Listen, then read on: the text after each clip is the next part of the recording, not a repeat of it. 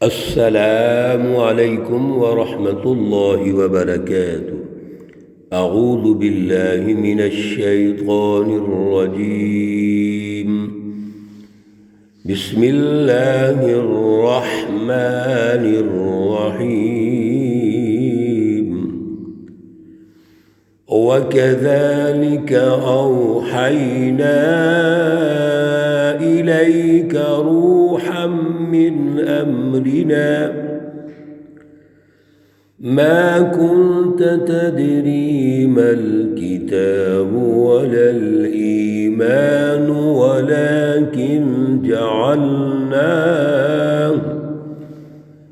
ولكن جعلناه نورا نهدي به من نشاء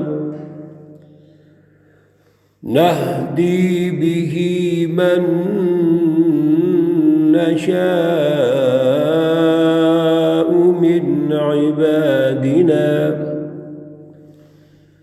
وإنك لتهدي إلى صراط مستقيم۔ صدق اللہ العلی العظیم۔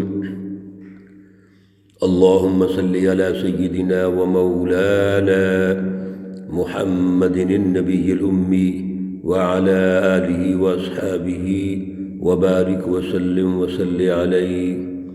معزز سامعین و سامعات، پارہ نمبر 25 سورۃ الشورى، اور آج الحمدللہ ہم سورہ مقدسہ کی آخری آیت مقدسہ نمبر 52 اور 53 کا مطالعہ کر رہے ہیں۔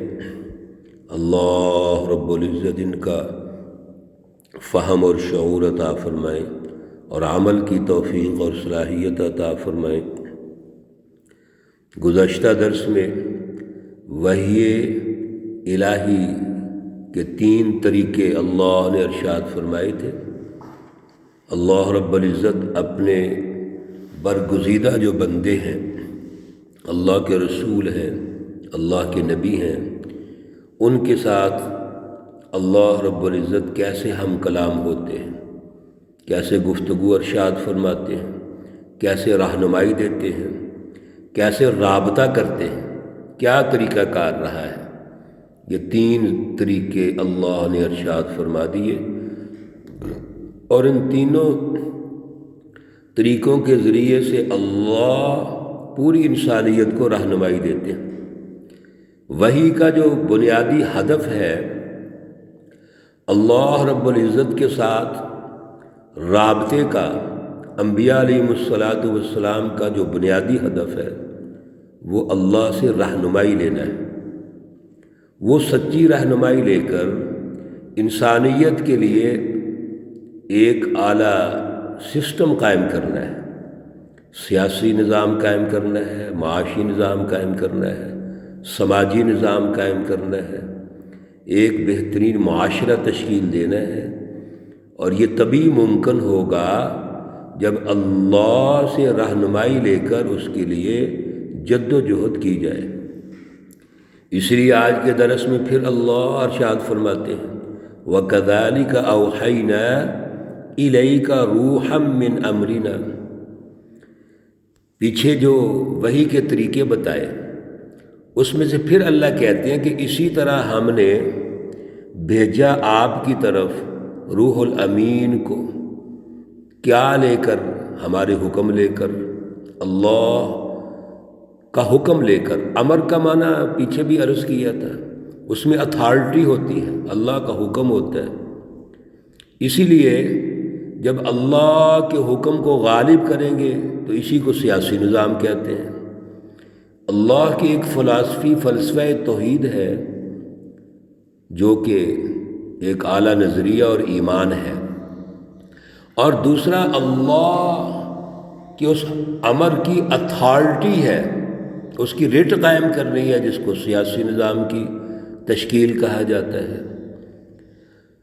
آیت مقدسہ میں اللہ نے یہ واضح کر دیا کہ روحا من امرنا، یہ روح الامین جو رسول اللہ صلی اللہ علیہ وسلم کی طرف نازل ہو رہے ہیں، اللہ کے حکم سے نازل ہو رہے ہیں اور اللہ کی اتھارٹی اور حکم کے نفاذ کے لیے نازل ہو رہے ہیں۔ اس لیے فرمایا ما کنت تدری مل کتاب ولا الایمان، اس سے پہلے تو آپ کو نہ کتاب کا پتہ ہے نہ ایمان کا پتہ ہے، آپ کچھ بھی نہیں جانتے۔ تو سچی کتاب بھی اللہ کی طرف سے نازل ہوئی، اور اعلیٰ نظریہ، اعلیٰ شعور، اعلیٰ فلسفی ایمان یہ بھی اللہ کی طرف سے نازل ہوا ہے۔ تو یہ جو مکہ المکرمہ کے مشرکین ہیں، کفار ہیں، سردار ہیں اور نام نہاد یہ مالک بن کے بیٹھے ہوئے ہیں، ظالمانہ سیاسی اور معاشی نظام قائم کیا ہوا ہے، طبقاتی سماجی نظام بنایا ہوا ہے، یہ تو کچھ بھی نہیں ہے۔ اور رسول اللہ صلی اللہ علیہ وسلم کو جو رہنمائی مل رہی ہے کتاب مقدس اور اعلیٰ ایمان، شعور اور پھر اس پر جد و جہد، یہ اللہ کی طرف سے ہے، یہ سب کچھ اللہ نے دیا ہے۔ وَلَٰكِنْ جَعَلْنَاهُ نُورًا نَهْدِي بِهِ، اور لیکن ہم نے رکھا ہے نور، روشنی، نہدی بِهِ، ہم ہدایت دیتے ہیں، رہنمائی دیتے ہیں، من نشاء، جس کو چاہتے ہیں، من عبادنا، اپنے بندوں میں سے۔ اللہ رب العزت نے یہ کتاب مقدس نازل فرمائی، ایمان، اعلیٰ نظریہ، اعلیٰ فلسفی نازل فرمائی، اور یہ ہدایت ہے، نور ہے، روشنی ہے۔ اللہ کہتے ہیں یہ ہم نے سب کو دیا۔ دیکھیے، ایک ہے اراءۃ الطریق، یعنی راستہ دکھانا، راستے کے لیے رہنمائی دینا، درست راستے کے لیے تبلیغ، اس کی رہنمائی، دعوت، یہ سب کو دی گئی ہے، یہ تو ابو جہل کو بھی دی گئی ہے۔ اراءۃ الطریق سب کو دیا گیا ہے، راستہ سب کو دکھایا گیا ہے، سب کو اللہ رب العزت نے اپنے ان انبیاء کے ذریعے سے جو بشیر اور نذیر ہیں، دونوں طریقوں سے مکمل رہنمائی دی، سمجھا دیا ہے، کوئی اس میں ابہام نہیں رکھا۔ لیکن جو ایصال الی المطلوب ہے، یعنی منزل تک پہنچایا، انبیاء علیہ الصلوۃ والسلام ہیں وہ جن کو اللہ نے ان اہداف جو اللہ نے دنیا میں رکھ دیے تھے، جن کے ذریعے سے اللہ نے ان کو مبعوث کر کے دنیا کو ترقی دینی تھی، اللہ نے وہ انبیاء کو سمجھا دیے، اپنے رسولوں کو سمجھا دیے۔ تو جب اللہ نے تمہیں راستہ دکھلایا اہل مکہ کو، اور اس نے عمل ہی نہیں کیا، توجہ ہی نہیں کی، اور جو اللہ نے رسول بھیجے، رسول اللہ صلی اللہ علیہ وسلم کو بھیجا، تو اللہ نے ان کو چن لیا تھا۔ یہ اللہ کے وہ بندے ہیں جن کو اللہ نے سچی رہنمائی کے لیے چن لیا ہے اور ان کی ذمہ داری لگا دی کہ دعوت دو، فَلِذَٰلِكَ فَادْعُ، ان کو دعوت دے دو، وَاسْتَقِمْ كَمَا أُمِرْتَ، اور آپ قائم ہو جو، وَأُمِرْتُ لِأَعْدِلَ بَيْنَكُمْ، حضور فرماتے ہیں مجھے حکم دیا گیا ہے کہ میں عدل کا نظام قائم کروں۔ وَإِنَّكَ لَتَهْدِي إِلَىٰ صِرَاطٍ مُسْتَقِيمٍ، اور بے شک آپ ہدایت دیتے ہیں، رہنمائی دیتے ہیں صراط مستقیم کی طرف۔ صراط مستقیم کا لفظ اصطلاح ہے اللہ کی، پہلے بھی کئی دفعہ یہ اللہ نے ارشاد فرمایا اور عرض کیا گیا کہ صراط مستقیم سیدھا راستہ، یعنی جس راستے کے ذریعے سے دنیا اور آخرت دونوں جہانوں میں کامیابی ہے، جس راستے کے ذریعے سے صراط مستقیم پوری انسانیت ترقی کرے گی۔ اس میں سب سے بنیادی چیز وَأَمْرُهُمْ شُورَىٰ بَيْنَهُمْ، اللہ کا وہ سیاسی نظام ہے۔ اللہ رب العزت ایسا سیاسی نظام اور حکمرانی کا نظام پیدا کرنا چاہتے ہیں جس کی بنیاد قومی بنیاد ہو، یعنی قومی مسائل حل کیے جائیں، انسانی مسائل حل کیے جائیں، اور جو بھی مشورہ ہو انسانی معروضی تقاضوں کو پیش نظر رکھ کے مشورہ کیا جائے، اور مشاورت میں پوری انسانیت کی بات، یہ ہے وہ صراط مستقیم جس میں عدل کا سیاسی نظام ہوگا۔